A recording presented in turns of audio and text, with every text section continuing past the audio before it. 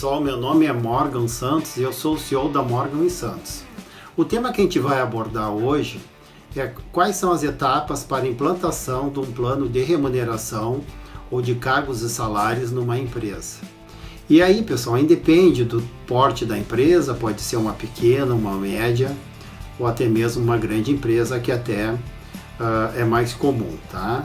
A priori, acho que é importante a gente colocar aqui que devemos estar no nível de maturidade em termos de gestão e de política de recursos humanos para nós implementarmos um plano de cargos e salários. Então, isso é muito importante a gente avaliar. Então, dito isto, o que é muito importante, então, a gente ressaltar com relação às etapas, tá? A primeira etapa que a gente vê muito importante, julga muito importante, é a etapa de planejamento. Nessa etapa de planejamento, a área de recursos humanos, junto com a alta gestão da empresa, ou até mesmo, eventualmente, de uma consultoria a ser contratada, eles vão definir o modo de trabalho, a metodologia de trabalho, tá? É mandatório que esteja contemplada nessa metodologia de trabalho a primeira etapa de comunicação a todos os colaboradores ou funcionários da empresa, dependendo da nomenclatura que cada empresa utiliza, porque sempre gera uma expectativa quando inicia-se a implantação de um plano de cargos e salários.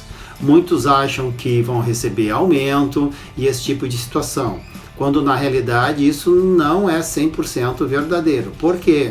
Porque sempre, em qualquer empresa, em qualquer estrutura, há colaboradores que, para aquele nível de formação que ele possui ou de experiência, ao comparar-se à pesquisa de mercado, às médias de mercado, em muitas situações eles encontram-se acima da remuneração média de mercado. Isso é muito comum em colaboradores que começaram muito cedo na empresa ou têm uma longa jornada, ok?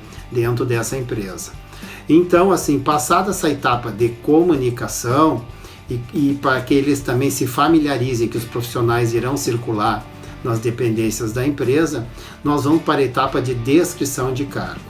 E aqui é um ponto muito importante a gente ressaltar a descrição de cargo, ou a descrição de perfil, de que ela deva ser feita presencialmente e, na medida de possível, no local de trabalho daquele colaborador. Porque é o local que ele se sente mais à vontade, é o local que ele se sente mais seguro, e na eventualidade também dele ter uma dificuldade em explicar efetivamente como ele faz a atividade que ele faz, presencialmente ali a gente pode notar e coletar essa informação, ou até ele demonstrar como faz isso para nós. Nessa etapa de descrição de cargo, é importante aquela pessoa que vá fazer a descrição, ou profissional, ele tem em mente que ele tem que responder 3 perguntas. A primeira pergunta é: o que o profissional faz? A segunda pergunta é como ele faz, e esse como é muito importante porque ali o profissional vai estar descrevendo o processo. E a terceira pergunta é por que ele faz. Isso vai nos ajudar sob várias maneiras. A primeira maneira é quando a gente for entrevistar outro colaborador para aquele cargo, até identificar se estão muito díspares as descrições de cargo, porque pode ser que algum colaborador esteja fazendo atividades que não deveria fazer, ou deixar de fazer algumas atividades que deveria fazer. Ou seja, ele pode estar pecando pelo excesso ou pode estar pecando pela falta na questão de exercer essas atividades. Feitas essas descrições de cargos, que a gente estipula em média, que são entrevistas de 3 horas, até a conclusão efetivamente de toda a descrição, nós iremos para a terceira etapa, que é a etapa de avaliação de cargos. A etapa de avaliação de cargos, o que é muito importante? É importante a gente montar, construir um comitê de avaliação, porque é humanamente impossível um profissional de recursos humanos conhecer 100% dos cargos da empresa a ponto de conseguir avaliar um por um. Esse é o primeiro motivo. O segundo motivo é que o programa de cargos e salários não é um programa da área de RH, na realidade ele é um programa da empresa. Então, colocando de 6 a 8 profissionais nesse comitê, que são profissionais experientes, que dominam cada um a sua área de conhecimento de dentro da empresa de todos os cargos, nós teremos no somatório de todos esses profissionais do comitê, teremos um conhecimento pleno de todos os cargos da empresa. E o que vão fazer esses profissionais? Na realidade, eles vão avaliar cargo por cargo, baseado em alguns fatores que serão definidos e sugeridos pelo analista de recursos humanos ou da consultoria.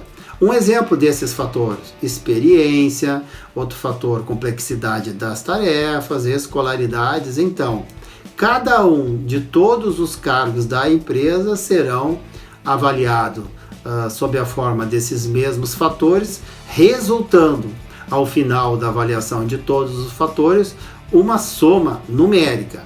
Essa soma numérica ou total de pontos, nós iremos escalonar, ranquear da menor pontuação à maior pontuação. Então, por exemplo, a menor pontuação serão cargos operacionais e a maior pontuação será a nível de previdência, a nível de diretoria, ok? Entendo esse ranqueamento dos cargos, nós iremos buscar as informações de mercado. Sob que forma? Sob a forma de pesquisa salarial. Então a empresa vai definir quais são as empresas concorrentes em mão de obra, em contratação do mercado. Iremos desenvolver os cargos que a gente quer que faça parte da pesquisa. Iremos convidar essas empresas a participarem da pesquisa salarial conosco, trazendo duas afirmativas, duas certezas. A primeira certeza é de que haverá sigilo das informações, ok? Isso é ponto fundamental, né? E a segunda é que o resultado dessa tabulação, a empresa patrocinadora, ou seja, a empresa que está promovendo a pesquisa, ou seja, a empresa que está implementando o plano de remuneração, irá devolver para as outras empresas que participaram da pesquisa a pesquisa tabulada. Então, para quem participa da pesquisa, ele tem como produto, como vantagem, como prêmio, né, ter uma pesquisa de mercado já desenvolvida para ele avaliar também internamente como estão posicionados seus cargos com relação ao mercado. Passando essa etapa de pesquisa salarial, vai vir a etapa de definição da estrutura salarial ou da tabela salarial, ok?